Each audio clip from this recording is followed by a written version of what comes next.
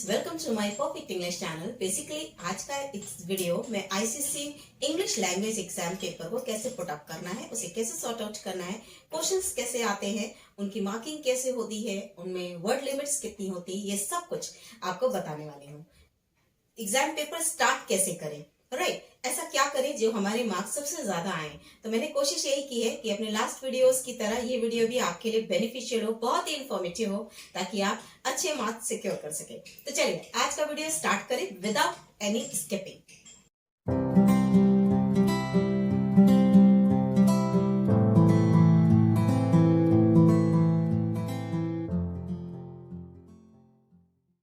So students, start कर लेते हैं अपना ये वाला प्रिपरेशन। तो सबसे पहले तो हम ये मान के चले, पहले ये जान ले कि भाई ये कितने मार्क्स का एग्जाम आता है। ठीक है, तो इंग्लिश लैंग्वेज का एग्जाम आपका 80 मार्क्स का आता है, ये क्लियर कर लीजिए, राइट। अब इस 80 मार्क्स में जो पेपर होता है, हमारा जो पेपर एग्जाम पेपर आता है, इसको 5 पार्ट्स में डिवाइड किया होता है। कितने? 5 पार्ट्स में, राइट, यानी 5 क्वेश्चंस आते हैं हमारे। क्लियर? ये बात क्लियर होगी आप लोगों को? ओके, कि भाई 80 मार्क्स का एग्जाम आने वाला है, जिसमें से हर पार्ट में 5 क्वेश्चंस डिवाइडेड होंगे। ठीक है, 5 क्वेश्चंस आएंगे जो टोटल 80 मार्क्स के होंगे। अच्छा, अब स्टार्ट कर लेते हैं कि इन 5 क्वेश्चंस में आएगा क्या क्या। तो सबसे पहले नंबर 1 पे आपका ऐसे आता है, जिसे आप कॉम्पोजिशन भी कहते हैं, जो स्पेशली 20 मार्क्स का आएगा। Is it clear? Okay, now come to next. Letter आता है आपका, जो 10 मार्क्स का आएगा। ओके, नेक्स्ट आपका नोटिस और ईमेल। क्लियर है स्टूडेंट्स? नोटिस और ईमेल, ये आपका आ जाएगा 5 + 5, यानी ईच के लिए 5 मार्क्स है। ठीक है, तो इन्हें टोटल हो गया 10 मार्क्स। ठीक, ओके। नंबर 4 क्वेश्चन पे अगर हम बात करें तो आपका आ जाएगा unseen passage. Unseen passage clear है, ये भी आपका आ जाता है 20 मार्क्स का।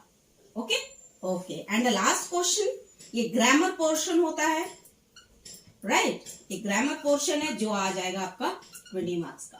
क्लियर? तो दिस इज द टेबल कि मेरा क्वेश्चन पेपर कितने मार्क्स का आएगा, उसमें कितने क्वेश्चंस आएंगे क्वेश्चन पेपर में, और उन हर क्वेश्चंस में कितने कितने मार्क्स डिवाइड होंगे। तो I hope it is very clear picture to all of you. Clear है? ओके, अब स्टेप बाय स्टेप पढ़ लेते हैं कि इसमें कैसे क्या करें कि हमारे मार्क्स अच्छे से आ जाए। ठीक है, इनको डिटेल में पढ़ लेते हैं। सो स्टूडेंट्स, आ जाते हैं अपने फर्स्ट क्वेश्चन पर। अब फर्स्ट क्वेश्चन को पहले मैं डिटेल में आपको समझाऊं, उससे पहले कुछ टिप्स हैं जो आपको जरूर देना चाहती हूँ।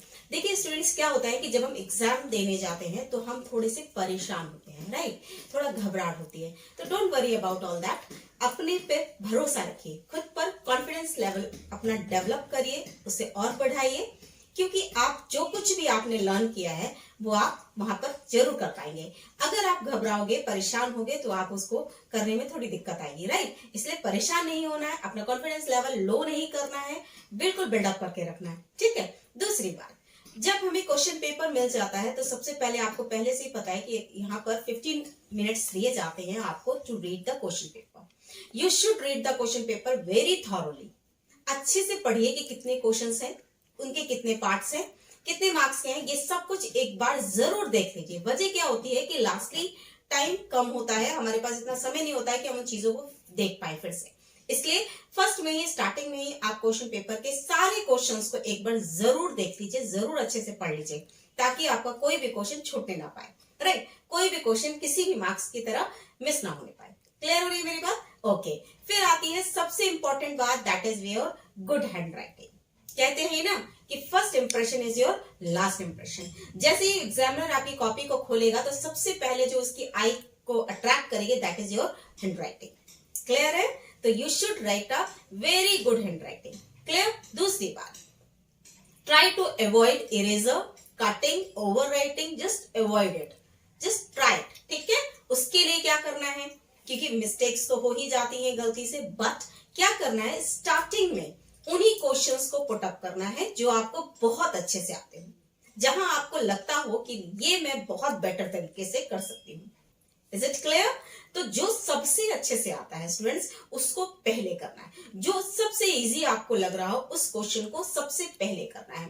आफ्टर दैट थोड़ा डिफिकल्ट, फिर डिफिकल्ट, ऐसे करके करना है। राइट। आता तो आपको क्वेश्चन पेपर सारा ही है क्योंकि आपने प्रिपरेशन अच्छी की है, लेकिन कोशिश यही करनी है कि जो सबसे बेटर है उसको सबसे पहले करना है। इस तरह से आपको अपना जो सीरीज है क्वेश्चन लिखने की, उन्हें ऐसे बनाना है, जो सबसे अच्छे से आए वो सबसे पहले करना है, ताकि हमारा इंप्रेशन हमारे टीचर पर, अपने एग्जामिनर पर अच्छा बन सके। क्लियर होगी मेरी बात? तो चलिए आ जाते हैं क्वेश्चन पर। फर्स्ट क्वेश्चन मैंने अभी आपको बताया, दैट इज कंपोजिशन, जिसे हम ऐसे भी कहते हैं, राइट। ये 20 मार्क्स का आता है, ये क्लियर है? 20 मार्क्स का आता है बेटा। और कितनी वर्ड लिमिट होती है इसमें? 350 वर्ड्स की। आई hope it is very clear. 350 words की लिमिट होती है इसमें, कितना ही हमें लिखना होता है। आईसीएसई बोर्ड में इतना ज्यादा लिखने की कोई नीड नहीं है कि बहुत एक्स्ट्रा हमने लिख दिया, बहुत कुछ लिख दिया उसमें। There is no need, because आपको नंबर, आपका जो पॉइंट ऑफ व्यू है, आपकी जो उसमें लिखी हुई लाइनें हैं, वो जो कुछ कह रही हैं, वो जो कुछ अट्रैक्ट कर सकती हैं एग्जामिनर को, दैट इज बेटर। ये नहीं कि हमें बहुत सारी स्टोरी उसमें लिख देनी कि भाई बहुत लेंदी बना देना। No no, there is no use, because हमारे पास वर्ड लिमिट है 350 की, इससे थोड़ा सा ऊपर चले दैट इज इनफ। ज्यादा ऊपर जाने की आवश्यकता नहीं है, बहुत ज्यादा लिखने की आवश्यकता नहीं है।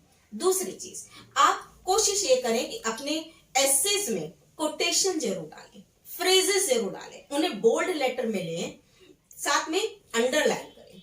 क्लियर होनी मेरी बात? ये सब कुछ करने से आपके मार्क्स और अधिक आ सकते हैं, ठीक है, और इंप्रूव हो सकते हैं, ज्यादा मार्क्स आपको मिल सकते हैं।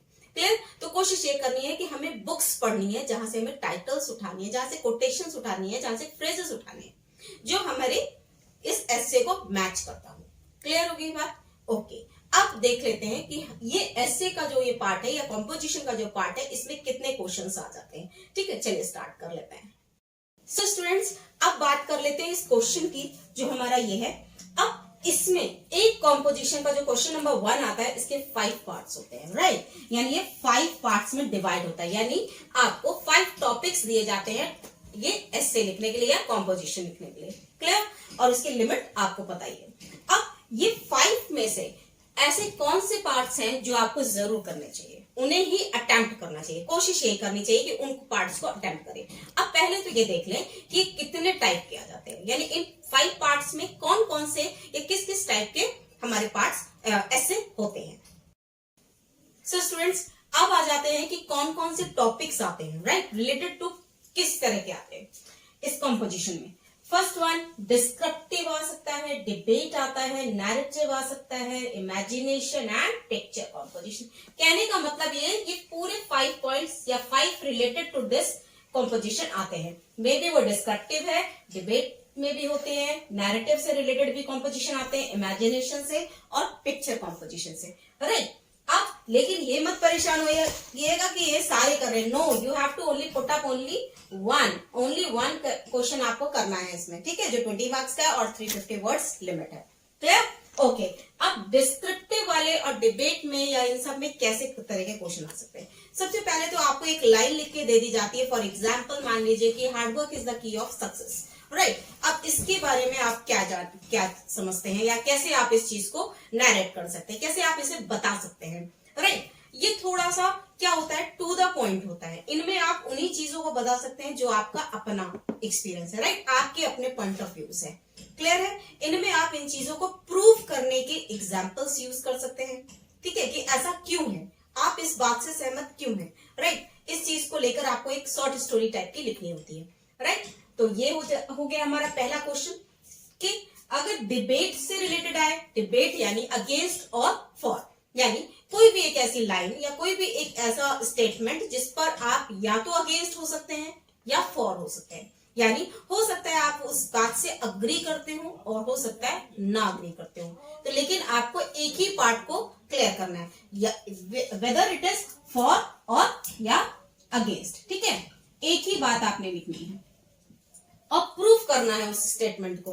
जैसे mind is better than beauty, ये आपके पास स्टेटमेंट आ गया, तो आपसे ये पूछा गया कि बताइए आप इससे सहमत हैं या नहीं, अग्री करते हैं या नहीं।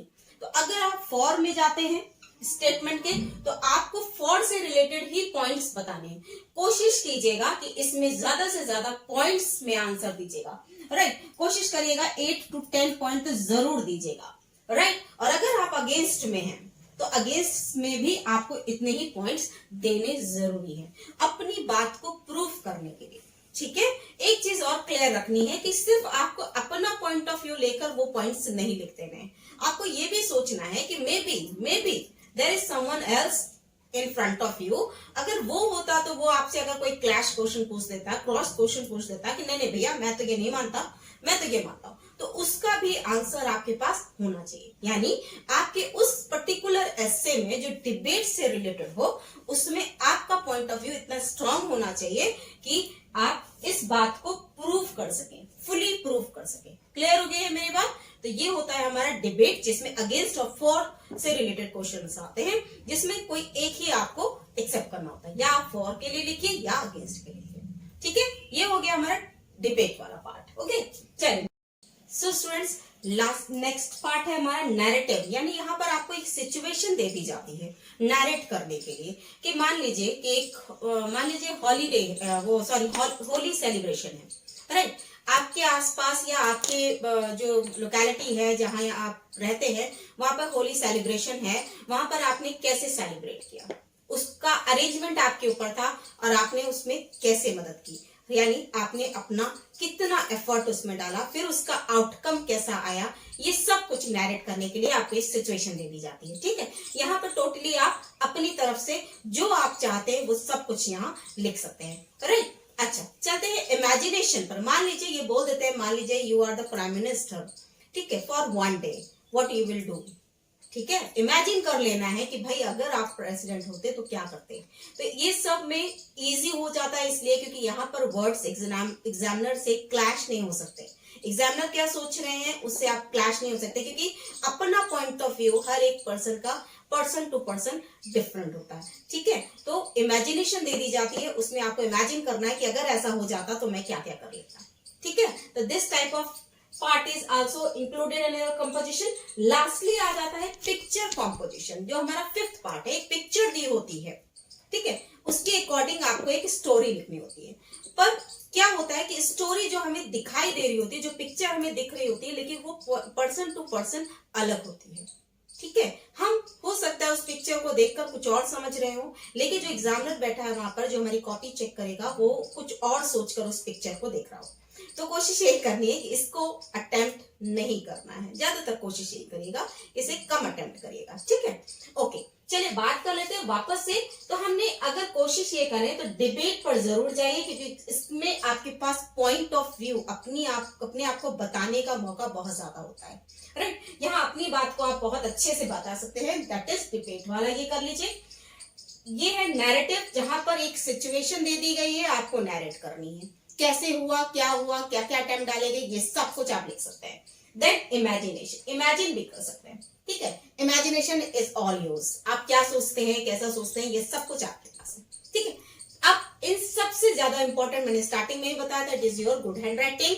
कोटिंग, कोट लीजिए, ज्यादा से ज्यादा राइटर्स की बुक पढ़िए, उनकी कोटेशंस लीजिए जो आपके इस कॉम्पोजिशन को रिलेट कर पा रही है, नहीं कि कुछ भी उठा के लिख दिया वहां पर, ठीक है। जो पर्टिकुलर लाइन यहाँ पे रिलेट कर पा रही उसको लिखिए बोल्ड लेटर से, प्लस अंडरलाइन और इन्वर्टेड कॉमास, ठीक है। इनको करिए, आई होप आपके इसमें मार्क्स बहुत अच्छे आने वाले हैं, ठीक है। तो चलिए अपने अगले पार्ट पे चलते हैं स्टूडेंट्स। सो स्टूडेंट्स आ जाते हैं क्वेश्चन नंबर 2 पे। Okay, this is question number 2, जिसमें आपका आता है लेटर। लेटर जो है हमारा 10 मार्क्स का, क्लियर, 10 मार्क्स। अब लेटर में भी 2 टाइप्स होते हैं एज यू नो, कि first one is formal, second one is informal, right. Formal letter उन लोगों को लिखे जाते हैं जिन्हें हम जानते नहीं, कोई ऑफिस, कोई ऑर्गेनाइजेशन, राइट, एडिटर, ये हो गए हमारे फॉर्मल लेटर। इनफॉर्मल जिनसे हम रिकॉग्नाइज्ड होते हैं, जो फैमिलियर्स होते हैं, जैसे हमारे फैमिली, हमारे रिलेटिव्स, हमारे फ्रेंड्स, ये सब कुछ के लिए इनफॉर्मल लेटर्स आता है, फॉर्मल आता है जिन्हें हम नहीं जानते। क्लियर हो गई मेरी बात? अब इनफॉर्मल लेटर और फॉर्मल लेटर का जो फॉर्मेट होता है वो जानना बहुत जरूरी है कि किस तरफ से किस साइड, लेफ्ट और राइट, कहां पर हमें एड्रेस करना है और कैसे एड्रेस करना है, सैल्यूटेशंस क्या होते हैं, वहां पर लास्ट में ग्रीट कैसे करते हैं, एंडिंग कैसे करते हैं, ये सब कुछ मैंने अपना एक वीडियो बनाया था लेटर्स को लेकर, उसका लिंक मैंने डिस्क्रिप्शन बॉक्स में डाल दिया, आप वहां से जाकर उसे देख सकते हैं कि हमें लेटर कैसे लिखना है। ठीक है तो बात हो गई हमारी फॉर्मल और इनफॉर्मल लेटर की। क्लियर, मैंने आपको बता दिया फॉर्मल क्या होता है और इनफॉर्मल क्या होता है। क्लियर हो गई मेरी बात। चलिए अब इस लेटर के पार्ट को हटाते हैं यहाँ से, यानी क्वेश्चन नंबर 2 हमारा 10 मार्क्स का आएगा, जिसमें फॉर्मल इनफॉर्मल लेटर आएगा। सबसे जरूरी जो बात होती है वो ये होती है इसका लेआउट कैसा होना चाहिए। अगर आपको इसका फॉर्मेट अच्छे से पता है तो ये मान के चलिए कि आपके बिल्कुल 100% मार्क्स उसमें आने वाले हैं, 10 में से 10 आने वाले हैं। ठीक है, अगर आपका फॉर्मेट क्लियर है, आपको क्लियर है कि फॉर्मेट कैसे होना चाहिए, राइट। ओके, चलते हैं क्वेश्चन नंबर 3 पर। Question number 3 that is email and notice, right. ये 2 क्वेश्चन आते हैं आपको ए और बी करके, ठीक है, ए और बी करके, और ये each and every one has 5 marks, यानी कि इन दोनों के 5 मार्क्स का ये क्वेश्चन आता है। सेम सिमिलर वही प्रोसेस है कि अगर हमें इसका फॉर्मेट बहुत अच्छे से आता है तो हम अपना ईमेल बहुत अच्छे से लिख सकते हैं। मेन बात होती है एग्जामिनर यही चेक करता है कि आपको वाकई में फॉर्मेशन पता है, उसका लेआउट पता है, कैसे लिखा जाता है, क्या फॉर्मेशन होनी चाहिए, राइट। ओके, नोटिस में जनरली इजी पड़ता है क्योंकि नोटिस में हमें किसी भी चीज को इन्फॉर्म करने के लिए लिखा जाता है। ठीक है, हम इनमें अपने वर्ड्स यूज कर सकते हैं। ठीक है, इसका भी वीडियो मैं बना चुकी हूँ, आप वहां से जाकर उसे देख सकते हैं, लिंक मैंने आपको डिस्क्रिप्शन बॉक्स में डाल दिया है। ठीक है, ओके, तो ये हो गया हमारा 5 मार्क्स यानी 10 मार्क्स का, ये भी क्लियर हो गया। चलिए आ जाते हैं, बात कर लेते हैं क्वेश्चन नंबर 4 की, क्वेश्चन नंबर 4 की। ठीक है, ओके, क्वेश्चन नंबर 4 में आ जाता है हमारा अनसीन पैसेज। क्या आ जाता है? Unseen passage. Clear, unseen passage एक ऐसे पैसेजेस जो हमने नहीं देखे होते हैं, इनके बारे में हमें क्वेश्चंस पूछे जाते हैं। अब अनसीन पैसेज करने के लिए ये भी आपको आता है 20 मार्क्स का। इसमें सबसे ज्यादा जरूरी होती है आपकी रीडिंग स्किल। मैंने आपको बताया है कि इंग्लिश की स्किल्स होती है, 4 स्किल्स होती है, जिनमें से अनसीन पैसेज के लिए आपको रीडिंग स्किल पे काम करना बहुत जरूरी है। क्लियर है? वजह क्या है कि जितनी जल्दी हम इसे पढ़ लेंगे उतनी जल्दी हम उस पैसेज को समझ लेंगे। तो स्टार्टिंग हमेशा करनी है क्वेश्चन से, क्योंकि हमारे पास टाइम लिमिटेड होता है। तो सबसे पहले क्वेश्चंस देखेंगे, फिर क्वेश्चन के आंसर्स उसमें ढूंढने की कोशिश करेंगे। दूसरी बात, you have to work on your vocab. आपका वोकैब बहुत अच्छा होना चाहिए, तभी आप उसको समझ सकते हैं। जनरली मीनिंग पैसेज में ही दी होती है, सिमिलर मीनिंग पूछी जाती है, कुछ क्वेश्चन आंसर्स होते हैं, लास्ट में एक समरी पूछी जाती है आपसे जो 8 मार्क्स की आती है। क्लियर है? तो जब हम पैसेज को अच्छे से समझ लेंगे तभी हम उसकी समरी भी लिख पाएंगे। ठीक है, तो you have to work on your reading skill plus vocab पे। जितना ज्यादा अच्छा हमारा वोकैब होगा उतनी जल्दी हम अंडरस्टैंडिंग हो जाएगी हमारी कि हमारा अनसीन पैसेज हमसे क्या पूछ रहा है या हमसे क्या हमें उसमें आंसर करना है। क्लियर हो गई मेरी बात? चलिए, ये हो गया हमारे क्वेश्चन नंबर 3 और क्वेश्चन नंबर 4। ओके, अब चलते हैं क्वेश्चन नंबर 5 की तरफ। क्वेश्चन नंबर 5 पे आ जाते हैं, दैट इज आवर ग्रामर। ये तो बहुत ही इंपॉर्टेंट है क्योंकि बिल्कुल स्टार्टिंग से ही आने लगता है सब कुछ। सबसे पहले तो we have to learn the verb formation. Verb formation जब हमें क्लियर होती है तो हम उसको और क्लैरिटी से फिल कर पाते हैं कि कहां पर फर्स्ट, कहां सेकंड, कहां पर थर्ड। ये सब कुछ हमें जब क्लियर होता है, जब हमें टेंसेस की नॉलेज अच्छी होती है, वर्ब की फॉर्मेशन अच्छे से क्लियर होती है, then we will put it in a right way. Clear है? Okay, you have to learn verb formation also. ठीक है, इनका यूज कैसे क्या करना है। दूसरी बात आ जाती है ट्रांसफॉर्मेशन से रिलेटेड आ जाते हैं क्वेश्चंस, जिसमें मतलब ही ये होता है you have to change the sentence but not the sense. आपको उसका सेंस नहीं बदलना होता है, राइट। फॉर एग्जाम्पल मैं आपको एक बात बता दूं कि जैसे मान लीजिए सिंपल सा एग्जाम्पल है, Ram is a good boy, right. Ram is a good boy, ये आपके सामने क्वेश्चन आ गया, इसको नेगेटिव में चेंज करना है आपको, राइट। तो आपने लिख दिया यहाँ पर Ram is not a bad boy. आप एक चीज क्लियरली देख पा रहे होंगे कि हमने सेंटेंस तो चेंज कर दिया, ये अफर्मेटिव था, ये हमने नेगेटिव बना दिया, बट ये सेंस नहीं बदला। Ram is a good boy, he is a nice guy. यहां पर भी हमने लिखा है Ram is not a bad boy, यानी he is not a bad guy, right. यानी दोनों में ही सेंटेंस सिमिलर है, सॉरी सेंटेंस चेंज हो गया बट उसका मीनिंग चेंज नहीं हुआ। एक चीज और क्लियर रखिएगा, हमेशा क्लियर रखिएगा कि अगर सेंटेंस जो आपको क्वेश्चन पूछा गया है वो अगर पॉजिटिव में है तो आंसर हमेशा नेगेटिव में आएगा, अगर क्वेश्चन नेगेटिव में है तो हमेशा आंसर उसका पॉजिटिव में आएगा। इस बात को लर्न रखिए, ठीक है, अपने माइंड में बिठा लीजिए। तो ये हो गया एक पार्ट। इसमें डिग्री से रिलेटेड भी क्वेश्चंस आते हैं, जैसे मैं आपको बता देती हूँ। फॉर एग्जाम्पल जैसे यहां पर है कि Ram is better than me. आप देख रहे हो, ये हो गया हमारा question, Ram is better than me. अब इसको चेंज करना है, तो कैसे चेंज करना है? आई, सबसे पहले तो ये चेंज कर देते हैं, subject to object, object to subject. I am not, अब क्योंकि यहाँ ऊपर पॉजिटिव था, ऊपर नॉट नहीं था, इसलिए नीचे वाले में हमेशा नॉट लगाएंगे। I am not good, so good है, सॉरी, सो गुड एज, किसकी तरह? राम की तरह, ठीक है। तो this is your answer. I hope it is very clear to all of you. So student, ये था आपका फॉर्मेट कि किस तरह का आपका क्वेश्चन पेपर आएगा, इसमें कितने क्वेश्चंस आएंगे, उन्हें हमें कैसे करना होगा, ठीक है। इजी स्टार्टिंग करनी है, जो सबसे अच्छे से आता है वो स्टार्ट करना है, ताकि हमारा इंप्रेशन बहुत अच्छा बने, ठीक है। दूसरी बात बिल्कुल अच्छे से याद कर लीजिएगा, प्रैक्टिस करते रहिए, किस चीज की? सैंपल पेपर्स की, राइट। सैंपल पेपर की प्रैक्टिस करिए और ज्यादा से ज्यादा रीडिंग पर प्रेशराइज कीजिए। रीडिंग जितनी ज्यादा करेंगे उतनी आपके लिए अच्छा होगा। अनसेन पैसेज करने के लिए ये बहुत इजी वे है, ठीक है। अपने वोकैब पे वर्क करिए। तो आई होप आपको मेरा ये वीडियो अच्छा लगा होगा, और अगर आपने इस वीडियो से कुछ सीखा है तो मेरे इस वीडियो को लाइक करिए, ज्यादा से ज्यादा अपने फ्रेंड्स के साथ शेयर करिए, और अगर आप मेरे इस चैनल पर नए हैं तो इसे सब्सक्राइब करिए, साथ में लगा हुआ बेल आइकन प्रेस करिए ताकि मेरे वीडियोस की नई अपडेट्स सबसे पहले आप तक पहुंचे। Thank you and have a nice day.